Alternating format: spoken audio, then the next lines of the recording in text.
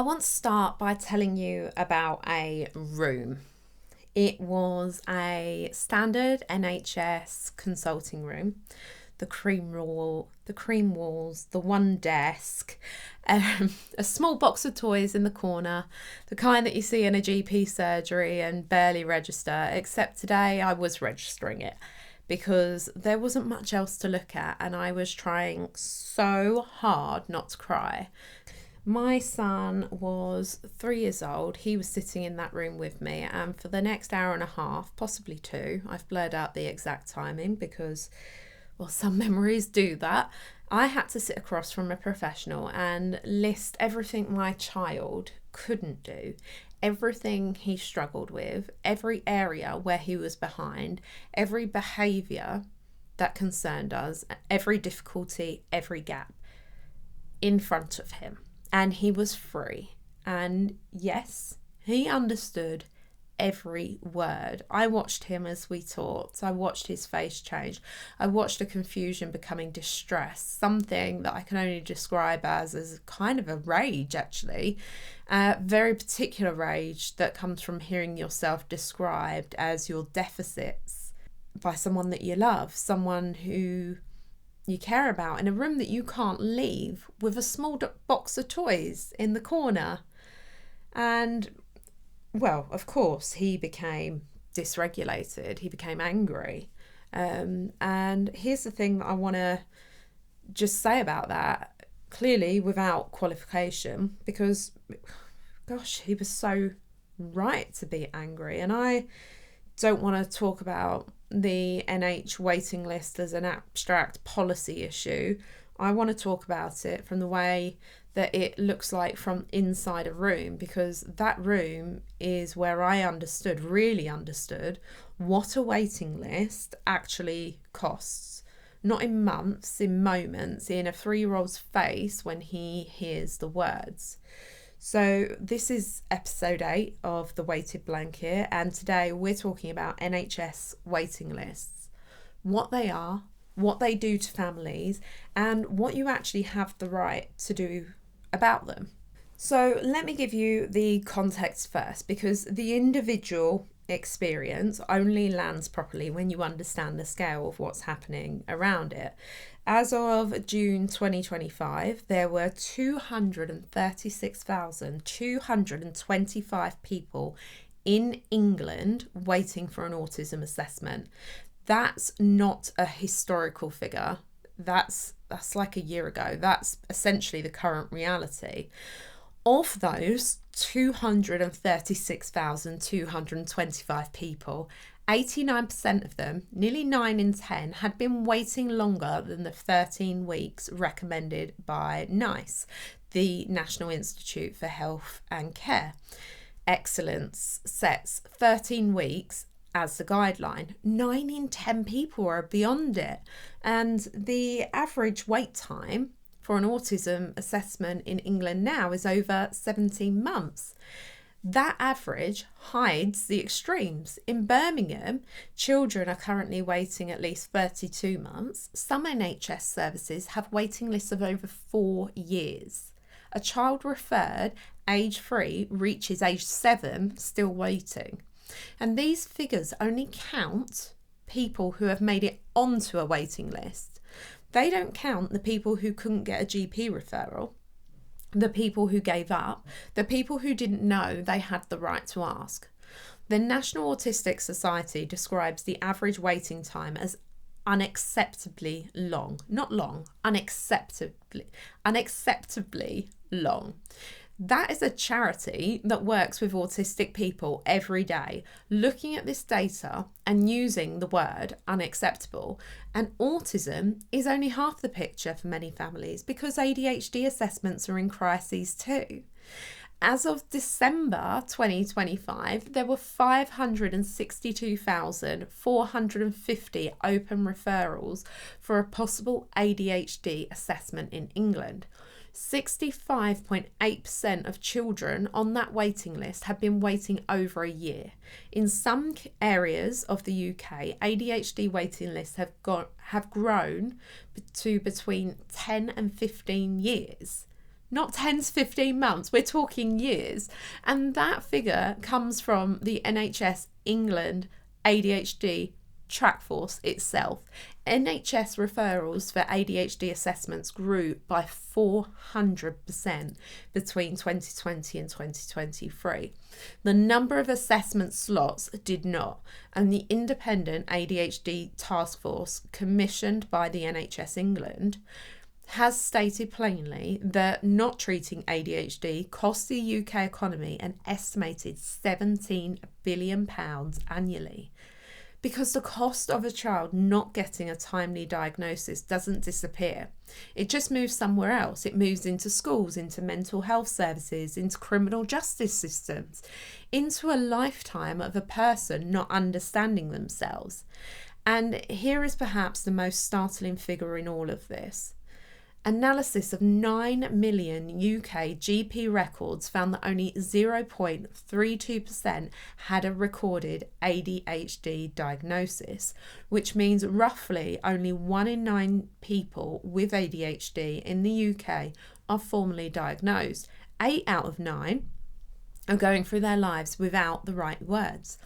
So I want you to hold these numbers while I tell you what happened to our family, because statistics are only useful if we understand what they mean in a real house, with real children, in real time. So my middle son has been in the NHS system now for over 3 years, and I want to be honest about what those 3 years have felt like, not the timeline but the actual experience. It has felt like constantly over-explaining. Every new teacher, every new professional, every new context, I say the same thing. He has ADHD, he is autistic, he has sensory processing disorder, he has a PDA profile. This is why we parent him differently. This is why he behaves the way he does. This is why what looks like defiance is actually something else entirely.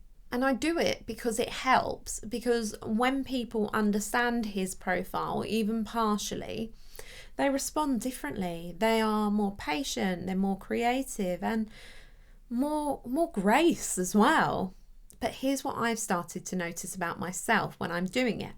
I feel guilty, not about him, never about him, but the fact that I have to, about the fact that without a formal diagnosis, I'm constantly put in a position of justifying, advocating for what he's entitled to, but for the basic courtesy of being understood.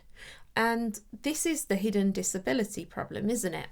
His needs are real and significant and present every single day, but without a piece of paper that names them officially, he exists in a kind of administrative limbo where everything tends to depend on who's in the room and whether or not they believe you. And the question that I can't stop asking myself, the one that my ADHD brain returns to at 3 a.m. in the morning more often than I'd like to admit, is this: if we had the diagnosis earlier, would the support come earlier? Would the school have had more to work with? Would we as his parents have had more to work with? And I'll also just say, by the way, he still doesn't have an official diagnosis. We are still in the system, but we've had a first meeting. I think the honest answer is probably yes, and sitting with that is genuinely really hard. Not because it means that we failed him, I don't believe that for a single moment, but because it means that the system has. And the cost of that systemic failure has been paid by him, by a child who deserved better and faster and more. The PDA profile, which I talked about in episode 6, was only identified this year, and that's after 3 years of appointments and assessments and school meetings and everything else. The single most useful piece of information we have had about how to parent him effectively took 3 years to arrive. And yeah, we're actually still waiting for the official diagnosis, for the EHCP recommendations. The list hasn't ended and it just keeps going. So I told you about the room at the beginning of the episode, and I want to go back to it because that room, that particular hour and a half, that particular NHS consulting room is the reason we went private for our eldest. Not the waiting list, not the cost, it was entirely that room. I sat across from a clinician and I described my son's deficits, everything he couldn't do, everything he found hard, everything that worried us, and he was there, 3 years old, in a room with the small box of toys that, oh yeah, it's awful, and listening to every word his mother said about him, understanding every word as well that his mother's saying about him, and, you know, becoming dysregulated, understandably, and rightly so. Completely understandable, because he was a child and his life was being described back to him as a list of things that he couldn't do. And I want to say something about that moment clearly, because I think this matters. At 3 years old, a 3-year-old's understanding of conversation about themselves should not be a surprise to the system. Yet the structure of that appointment, 1 room, 1 child, 2 hours, a list of failures, made no accommodation for the fact that a 3-year-old with autism is going to sit neutrally while the adults around him discuss his limitations. That appointment happened in that way because the NHS system is under extraordinary pressure. I understand that. I'm not describing it as a personal failure on anyone in that room, but it's a structural failure. And the cost of that structural failure was paid by my son. And I carry that room with me. And I carried that room with me when it came to our eldest. I knew from everything I had learned on my middle son's assessment path that my eldest was also autistic. And I knew because of that room that I didn't want him to sit through the same process. So my eldest's private assessment was completely different in almost every respect. Different questionnaire first, detailed, thorough, completed at home. We were assessed for both ADHD and autism. ADHD was ruled out, which I had suspected, and the autism assessment followed. Within 10 to 15 minutes of the autism Within 10 to 15 minutes of the appointment, his autism was confirmed, not because it was a lesser assessment, but because the people in the room knew what they were looking at, because the environment was designed for a child in front of them, because the conversation happened with him, not about him, in front of him. And then something happened that I hadn't really fully anticipated. We had a family conversation about what autism is, about what it means, or rather what it doesn't mean, about the fact that this changes nothing about who he is, but it gives us a better language for things that we've always noticed, better tools for the moments that are hard, a clearer map of where he might need more support and where he is genuinely extraordinary. So he heard himself described not as a list of things he couldn't do, but as a person whose brain works in a particular way, one that brings with it certain challenges and certain extraordinary qualities. And he was part of that conversation from the beginning. And that is the difference. 6 weeks of waiting brought us over 3 years of the NHS pathway. And I want to be careful here, because I'm not saying the private assessment was better because it's private. I'm saying it was better because it was designed differently, because the people involved had more time, because the structure accommodated the child. And those things are not inherent to private medicine. They are a result of funding and time, training and resource, things that the NHS currently doesn't have enough of. He also started CBT within a few weeks of diagnosis, and then, in a way that made complete sense, once we understood how he works, he decided himself that he didn't want to continue that, not because it wasn't helping, but because he couldn't connect with the stranger. And he made that decision clearly, it was calmly, and it was completely on his own terms. And we respected that, because that's what we do. But I do need to talk about the guilt, because there are multiple layers of it, and I think pretending otherwise would be really dishonest. There is a guilt of having been able to go private at all. We were fortunate, my work covered the cost, and I am aware that this makes us the exception, not the rule. And I am aware that the family still waiting at 32 months in Birmingham did not have that option. I am aware that through the specific privilege of employment and an employer who covered neurodiversity assessments moved to the front of the queue, that thousands of families are currently standing in. And that is an uncomfortable truth to sit with, and I am sitting with it. And there is also guilt of the middle child who had the NHS experience, who sat in the room, who heard the words, who is still waiting, and I think would have meant, and I think about what it would have meant for him to have the private experience, the questionnaires at home, the conversation that included him, and also the difficult conversations were had away from the child. They were not involved in those ones. And an environment that was designed for his nervous system. And I feel like something quite complicated and heavy about the fact that his brother had that and he didn't. And actually, I can't change that now because he's already in the NHS system. And then, of course, there is the mum guilt, the particular relentless 3 a.m. version that the ADHD makes so much louder than it needs to be.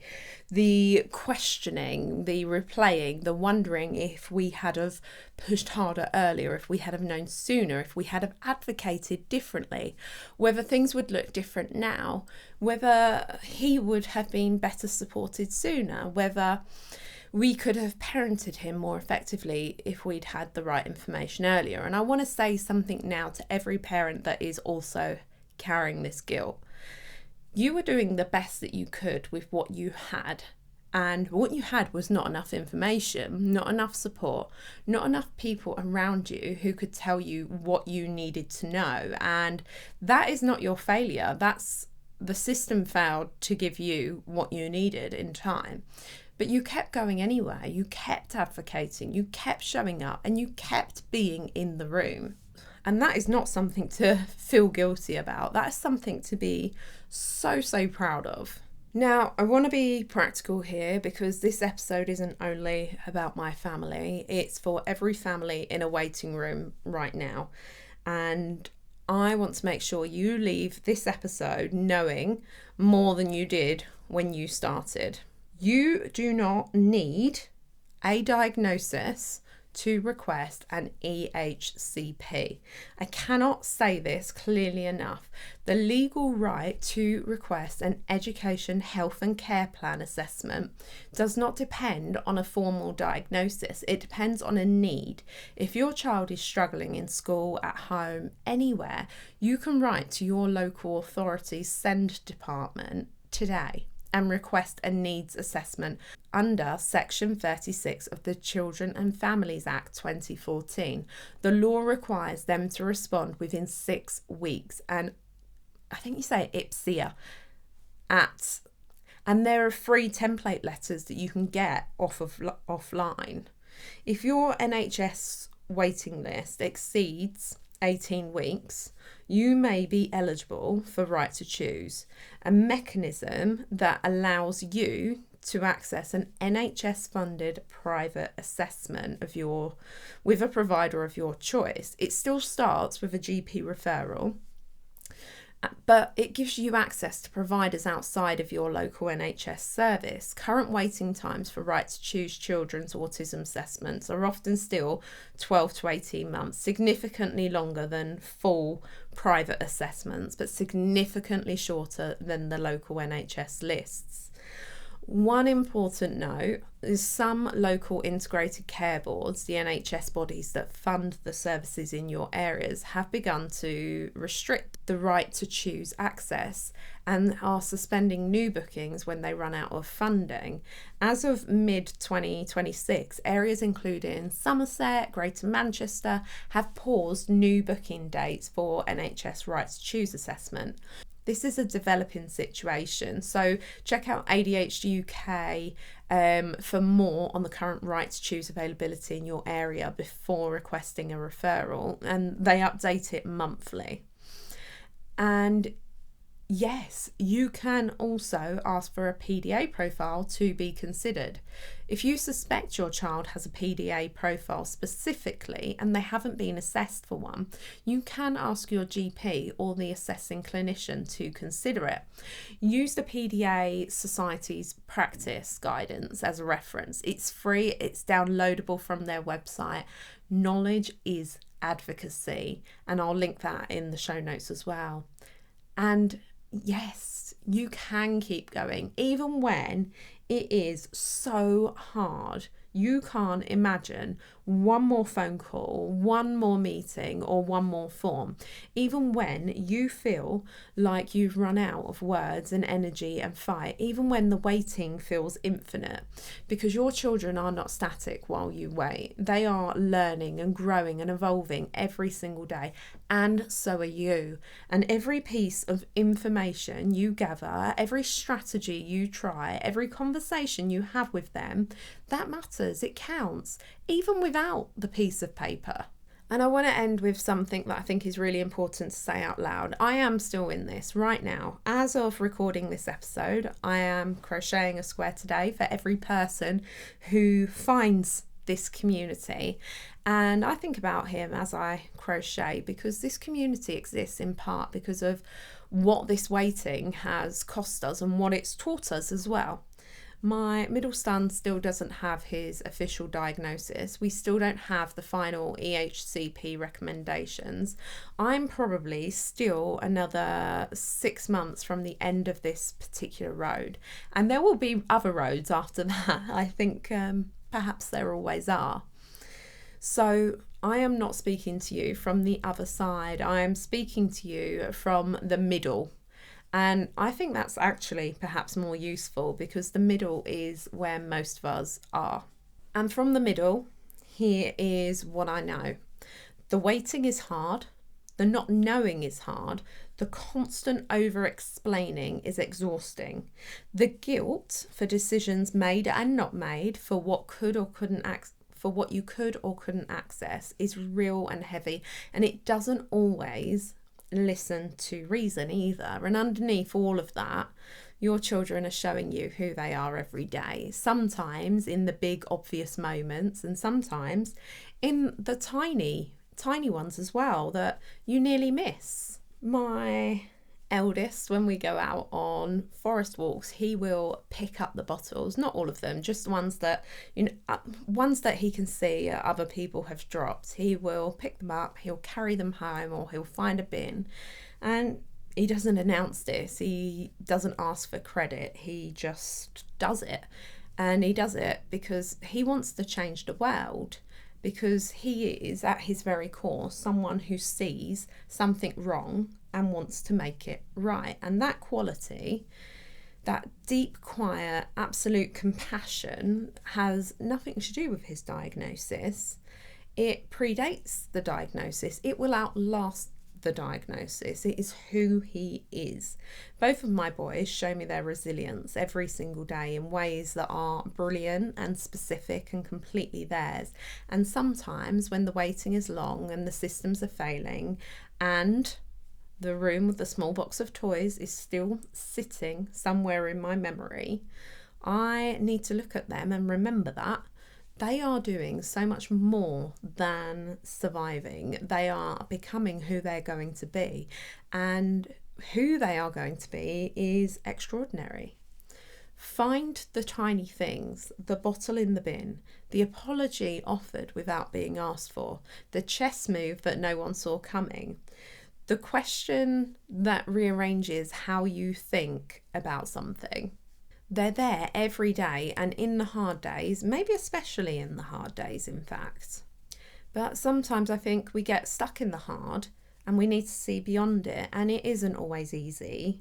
But those moments are the evidence of it all, and all of it is worth it. So if this episode has landed for you, if you're in the waiting, if you're recognising any of this, then please just come and tell me. I want to hear from families who are still on waiting lists. I want to hear from families who went private and felt the same complicated guilt. I want to hear from families who didn't know they could request an EHCP without a diagnosis and are now going to. Come and find us in the Weighted Blanket community on Facebook. The link is in the description, along with everything else I've promised. Spotify, Apple, the newsletter, IPSIA, the PDA Society, everything I've mentioned is in the show notes. If you're listening on Spotify or Apple, a review takes 2 minutes and helps other families find this podcast.